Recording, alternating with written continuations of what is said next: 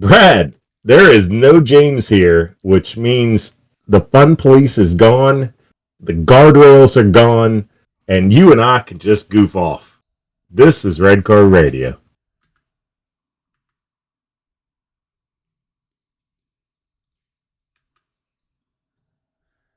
Good afternoon, good evening, and good night. I still got to do all the pleasantries, as James would do, but Dad's not here, so we're goofing off. My name is Sean. Yeah, let's do it. My name is Sean. I support Tottenham. That up there is Brad. He supports Chelsea. And some guy that says he's a host is not hosting. He's James. He supports Arsenal. Screw him. This tonight is two friends who support EPL teams, and we're goofing off tonight, Brad. What's going on? We are goofing off, but you messed up, bro. You messed up this intro. Why? World champion Chelsea. Oh, yes, champion Chelsea. I thought you guys were just preseason World Cup. You know what? Before we get into that, give me just a second to say all the things we need to. Please, if you're listening now, please like, subscribe, 5-star, leave a review, tell your grandparents, tell your parents too. Don't skip them. But when you go to Thanksgiving dinner, also tell everybody at the table, tell your cousins, aunts, uncles, and everybody involved to like, subscribe, rate, and review, and follow our podcast. Yes. Was that a good? That was great. Was that a good plug? Fantastic job. But shout out to Jake. I am back. Okay. I might not be here. Thank you for the comment. I might not be here next week, but then I'm back in this seat until February. I am one more week off, and then I'm here till February. Locked in. Premier League starting. I gotta get locked in.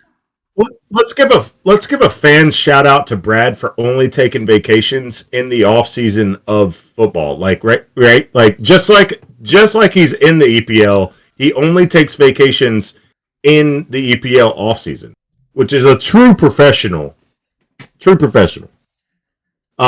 So what we're going to do today is a lot of shenanigans. We're going to have a lot of arguments about things, maybe. But we've got some questions here. You're professional, and I have laundry behind me. Yeah. And I just you ran with it. And I was in. Yeah, yes. Yeah. All good. And what we're going to do today is true professionalism. That's what we're going to do.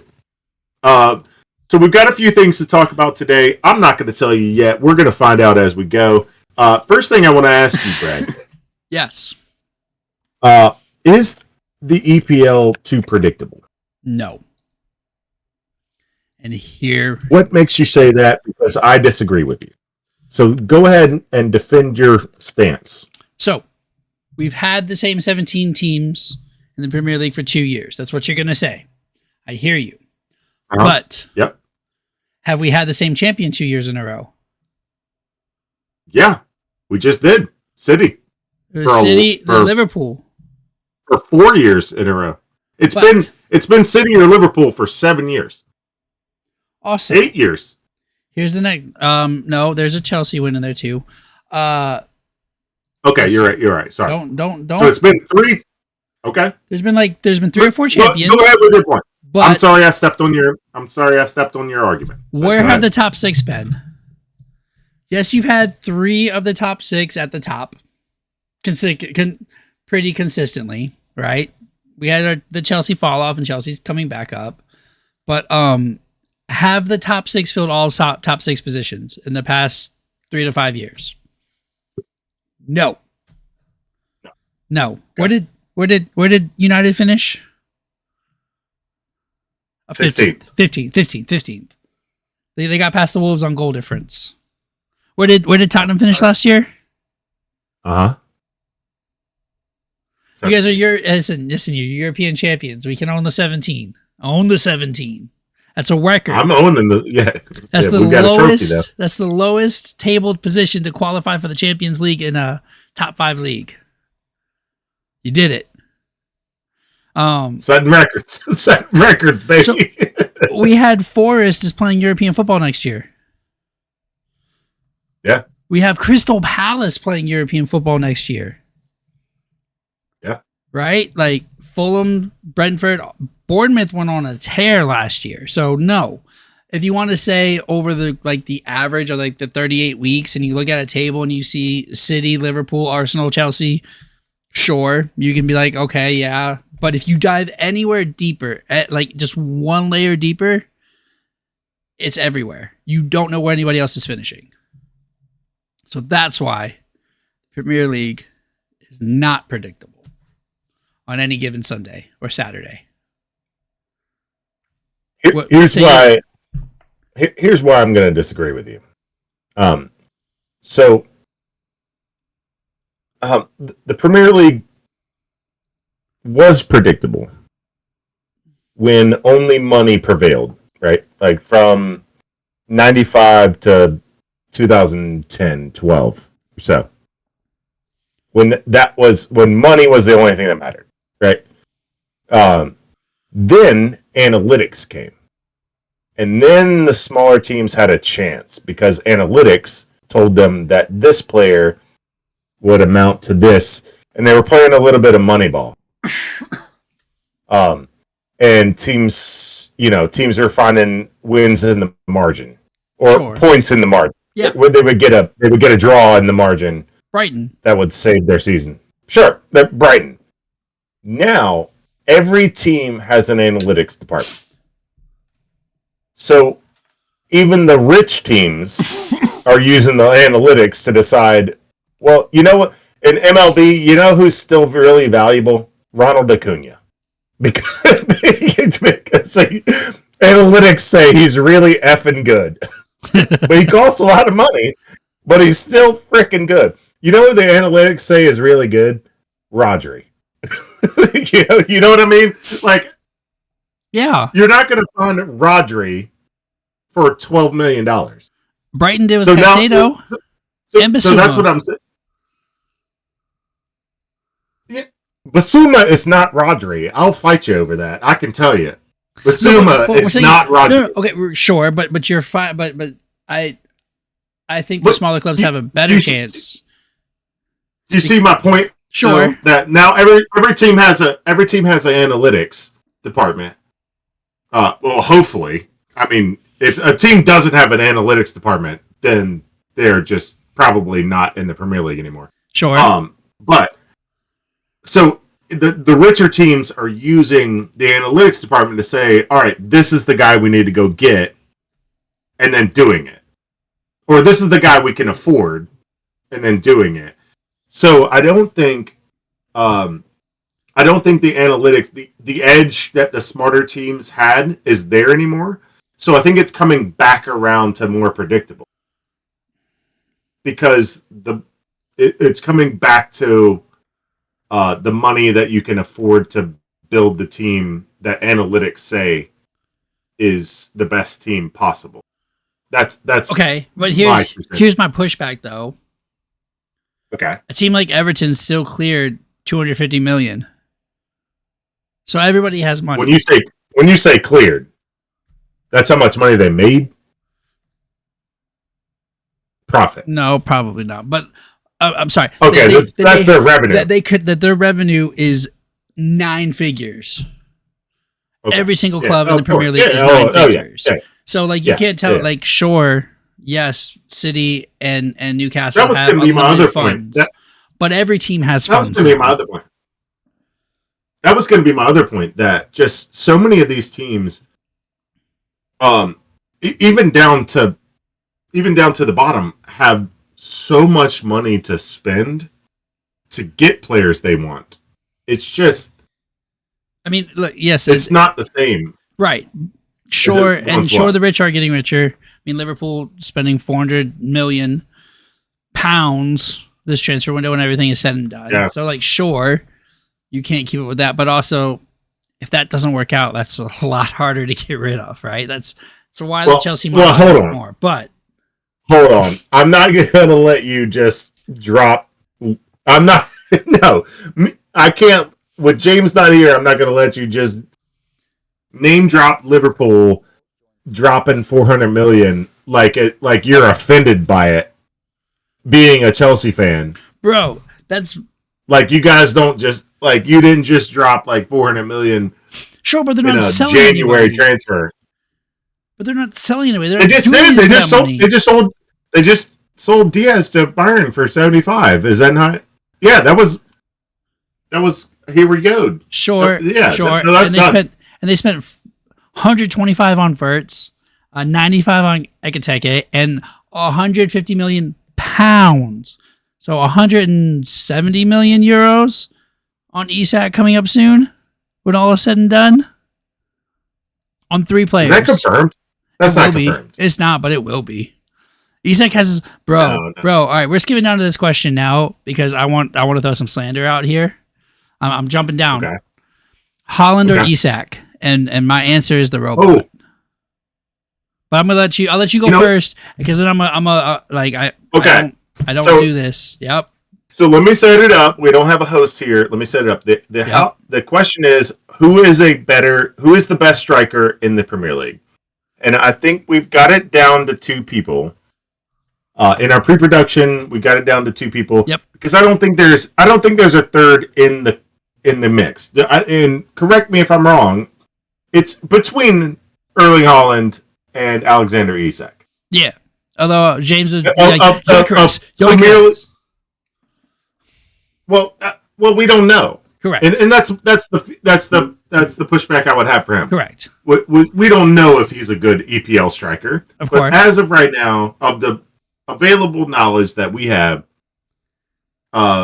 strikers in the Premier League, who is the best?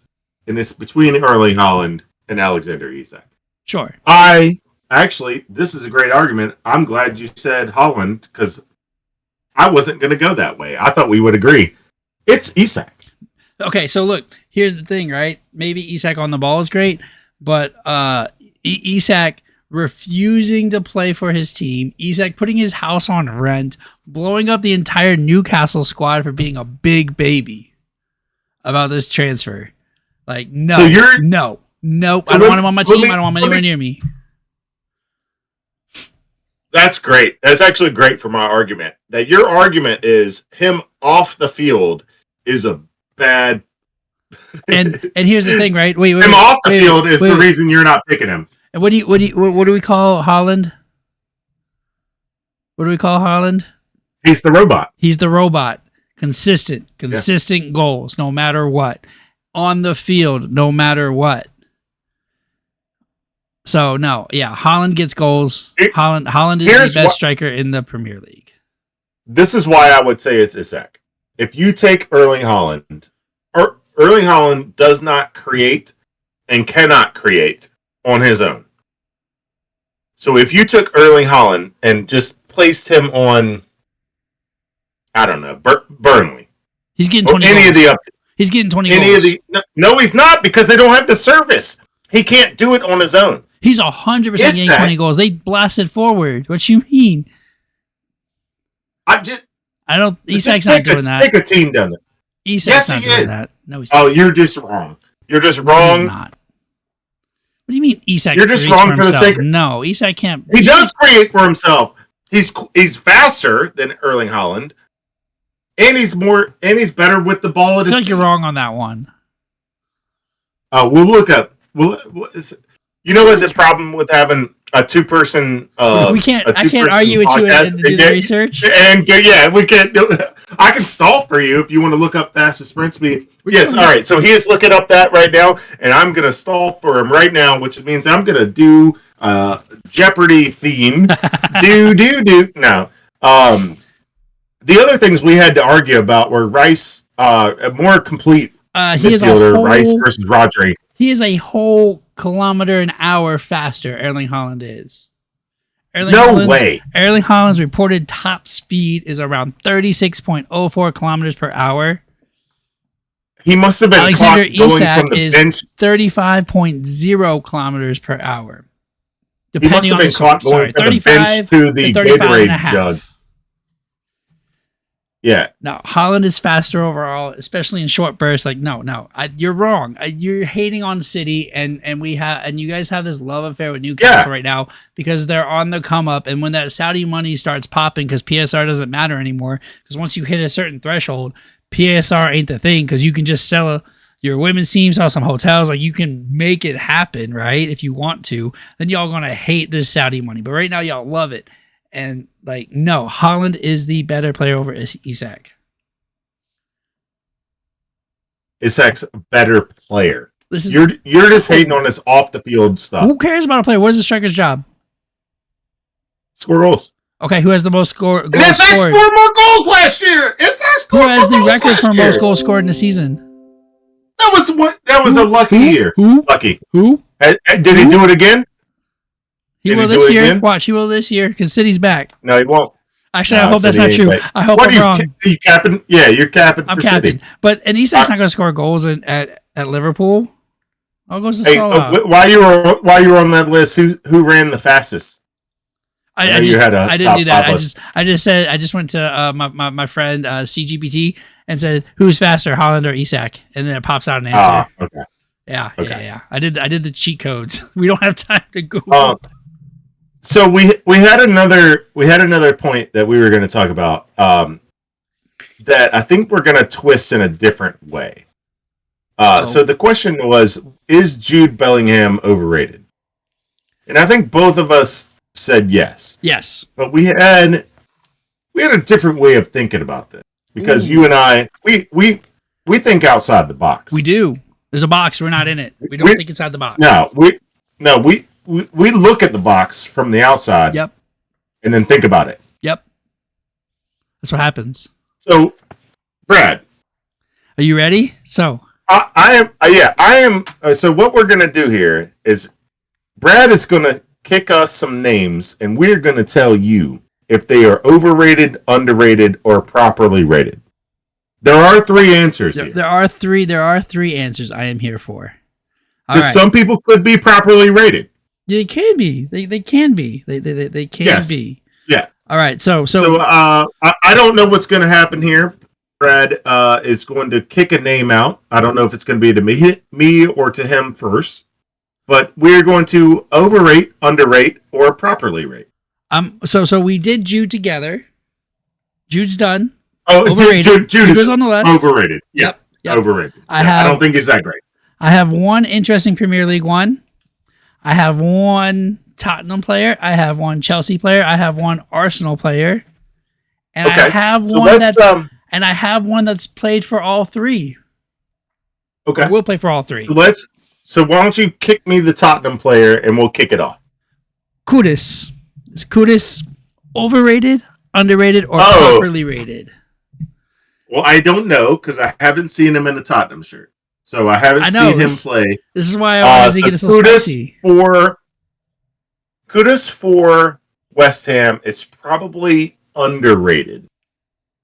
I'm going to go with underrated. He is a very, very good midfielder who played for not a team that didn't get a lot of shine. So I'm going to say he's underrated just because he hasn't had a lot of TV time. Okay. Now this is interesting though. Where did West Ham buy him? Hold on. I have a question for you. Where did West Ham buy him from? Somewhere in France. Nope. Your favorite club to buy your favorite the club that always the club that always hoodwinks England. Okay. Yes. Okay. Ajax legend Kudus. So does that change your mind on this underrated, overrated, or now is it because he's in that Spurs kit? It doesn't matter. He's underrated. Yes, it does. He's underrated or he's overrated. All right. All right. So who are you kicking to yourself? I'm gonna throw the Chelsea player to myself. All right. Let's both do the Arsenal. I think so. I think yes. Yeah. Because all right, Chelsea player. Who you got? Liam Delap. Okay. Let's see. Based on his transfer, like based on what we got him for, I think he is. Yeah. What was that? What was that fee? 30. Jeez, 30, you guys got him for a. You guys got him for a bag of chips and a soda. Yep. And you know what? I thought that fee was. I hope it's 32 million. You know what? It's probably because it's probably because they were getting relegated. It was a relegation clause in his It was a relegation clause of the contract. It was 30 million. But I hope we chipped in an extra 2. Do you want to know why? Why is that? 2 Chelsea legends I can think of off the top of my head were bought for 32 million. Olivier Giroud? Nope. No, we bought Giroud for a lot less. No, these are top tier. Everybody would say these are the 2 world-class players that Chelsea has had since they've both played since they've both been playing since we've done this podcast. Eden Hazard. Yep. Douglas Costa.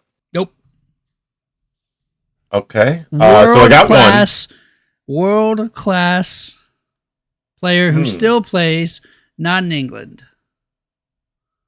Okay. Maybe of the same nationality as that Giroud guy. You're gonna kick yourself in the head when I tell you the name. All right, go ahead with it. Conte was 32 million. Oh, yeah. Yeah. Wow. 2 world-class players. Yep. So you guys got Conte from Leicester for 32 million? Yes. That is crazy. Yes. Yeah, so we bought Hazard for 32 from, I think it was Lille. Okay. All right. So you haven't rated Liam Delap. I think the transfer amount means he is underrated, but I think Chelsea fans are overrating him. I think based on with Pedro coming in, Nico still being around at the time of this recording, I think if we get 15 goals out of him, that would be properly rated. If Nico is gone and he doesn't have 20 or 25 goals, then he is overrated. That makes sense. Again, strikers are judged on what? Goals. Yep. So that's how I'm going to judge him. But I think Chelsea fans might be a little overrated on him. I think he is underrated. I think that kid is a bulldog. Yeah. I think he is a signing of a generation. I'm sad he went to you guys. Yeah, and I'm surprised that he was with Ipswich to begin with. Well, I think you guys got a steal on that, and I think that is massively underrated. I don't know if you know this, but we've kind of rated one academy for most of our players now. Most of our good young players. City. Oh, City. Yeah. And I knew he was a City. Yep. He was a City. They all played under Maresca too. Cole Palmer, Lavia, Tosin, Delap. There's 2 more I can't think of that we've been in on. So yes, shout out to City. And I'm hoping that my thinking he's overrated in Chelsea fans' heads is wrong. But all right. The Arsenal player. We'll both say this one. The Arsenal player. Gyökeres. I'm gonna say. You want to 3, 2, 1 it? Let's do it. All right, 3, 2, 1. Underrated. Overrated. Oh, really? I think he's underrated. I think. You go first. Here's my reasoning. He spent a year in Coventry. He's been in the underbelly of, when he was at Celtic under Postecoglou for a year too. He's well aware with the English Isles and how they play football. Sure, especially in the lower ends. The physicality that it takes to play there and the weather, and he's well aware. But he also ran, and so I think he's going to come to Arsenal and he's going to be the 9 that they need. The 9 and whatever he ends up playing, he's going to be what they need to put him over. All right, so I honestly think that. I don't think Arsenal's grown as much as the other teams have. Be real with you, I don't think they've grown as much. But wait. Expand on that. Huh? Expand on that. What do you mean by that? I don't think so. So they've gotten a midfielder and they've gotten a striker, and they bought Kepa, and they got a new manager. Yeah, they got a. Yeah, what they're doing is getting backup players, which is what they need to do, because they've got a busy schedule, and they just need. All they needed the whole time, Arsenal just needed a striker, and Gabriel Jesus is just not the answer. I think even James would agree with that. He's just not the answer. I mean, he was till he got hurt, but again, like I don't. Okay, but he's not. But he's not. He wasn't even good at City. Hold on.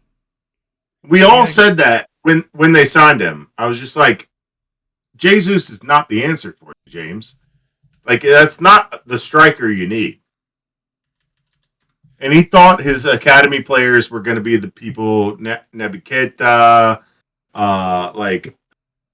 there's so many other players that he thought was going to be the answer, and it's just not.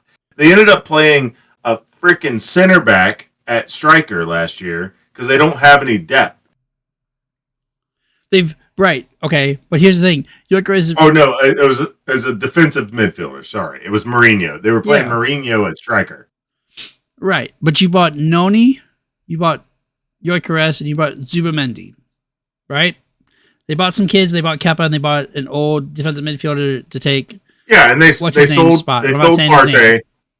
They dropped Partey. Yeah, they did not. No, they did not re-sign Partey. Okay. That's all we're saying. All right. Yep, he's gone. Yep. So they had to replenish the midfield, which they did. So they brought in 3 players, right? Chelsea have brought in 4 attackers already, and we ain't done. You've already got 13. Right, but hold on. Liverpool have brought in 2 attackers, 2 defenders that will start for them, and they're working on a 3rd attacker. City has done their business. They got their left back. They got Cherky in, who's I think is going to be a steal for them, by the way. I think that's a great signing. And they got their new goalie in. So, like, I don't see Arsenal having as big of a leap in terms of the talent on the field. Like, I think they're caught now, right? Like, Arsenal clearly Liverpool, Arsenal were the 1A, 1B, right? I think they're caught now by City and Chelsea. I think the top 4 is solidified, and I think it's going to be much, much, much, much tighter this year. I'll let you have that. But I think that Arsenal were just held back by the fact that they weren't scoring goals, and now they do. That's my point. Okay. All right. So who else is the? Right. What's the next guy? This person. All right. So this was in the Spurs academy. He's played for Chelsea. Okay. And he will play for Arsenal this year. Okay. Madueke. Is Madueke overrated, underrated, or perfectly rated?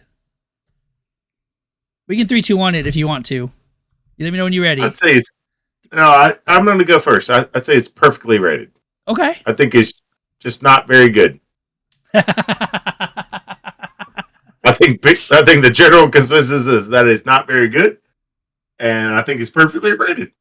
So, I think he is. It's fine. I think he is underrated. And I think the perception is that he is a selfish player, which is what you're supposed to be as an attacker. He has a certain skill set. He is very, very strong 1v1ing people.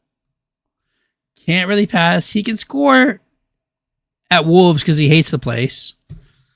But homie had 6 goals last year. So, like, where he excels, he is underrated overall, I agree with you. He's overrated. I forgot he only had 6 goals last year. 4 of them was at one place. Oh, I think you're wrong. Rated. I think you're wrong. I think he's overrated. But okay. All right. Here's the wild card. We got two more players. One more.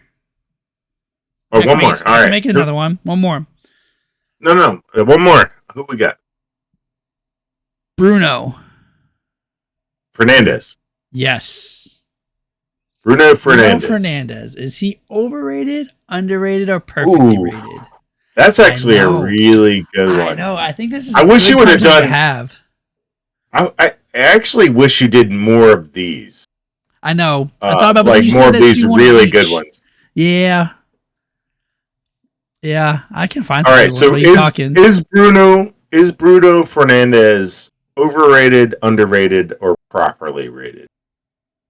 You know what? I'm gonna go with underrated. Okay. And I think he is the only reason that United has stayed afloat. I think without Bruno, they may have been relegated last year. Okay, but I don't think that makes without Bruno.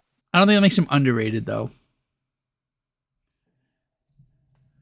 No, yeah, it does, because I don't think people are giving him enough respect that he kept United from getting relegated. Because when you're the maestro, when you're the, you're the 10, you run the field. People overlook you a little bit because you're not scoring the goals, you're not saving the goals. You know what I mean? Like, people don't look at that. Like, Kevin De Bruyne gets a lot of shine, but like, there's not a lot of 10s that really get a lot of love unless you're the best ever. You know what I mean? Like James Ward-Prowse is a great example of like how great a player could be, but doesn't get a lot of shine. Well, okay, James Ward-Prowse has one skill set. He can score bangers off of free kicks. No, he doesn't. There's a reason. That's my point. Is that no? You say, oh yeah, he can hit worldies off set pieces. No, he's there's a reason he's been on top teams for a long time. And it's because he's really effing good at football. I think Bruno's overrated, sir. Wow. All right. Tell me your reason. I think he is a penalty merchant. I think he is a pass sideways or the last touch pass for somebody to score a goal, to score goals from outside the box. There isn't really I haven't ever seen him unlock a defense. Okay. I've never seen him put the team on his back and score the goal, get the penalty and score the goal. Never seen that happen. I've seen him bang penalties. I've seen him sky penalties. I've never seen him take control of a game and win it. Okay. And I got one more for us. All right. Oh, you got another one. I got one more. Right. I found this one real quick. James Pickford, England's number 1. Is he overrated, underrated, or justly rated? He is vastly overrated. Vastly. Oh, I agree so much. There's no way. Okay, I didn't think we were going to agree on that. Be England's number 1. No, he shouldn't. No, there's no way. Okay, all right, great. Hey, what a great way to end. Right, we're on the same side. Yeah, I thought that was a nice little fitting touch, and we can make fun of Everton. Making fun of Everton is something the three of us enjoy, especially when Joel's around. Making fun of Everton is up there with Manchester United. But thank you guys for having fun with us this week. No James. This is a championship only podcast. We bring trophies here. That's what we bring here. We bring the cups. But if you have listened to us this far, hit that subscribe button, ring the notification bell, tell your friend, leave a comment. You know, it's still Operation Trick Google. We're so close to 100 subscribers. I would love by match week 10 if we could hit 100 subscribers. We're at 92. So tell your friends, hit that button. Please, please, please. Besides that, guys, enjoy. We'll have something for you guys next week. Then it's Preview and Sheets. Preview and Sheets is 2 weeks away. 2 weeks away. Thank y'all.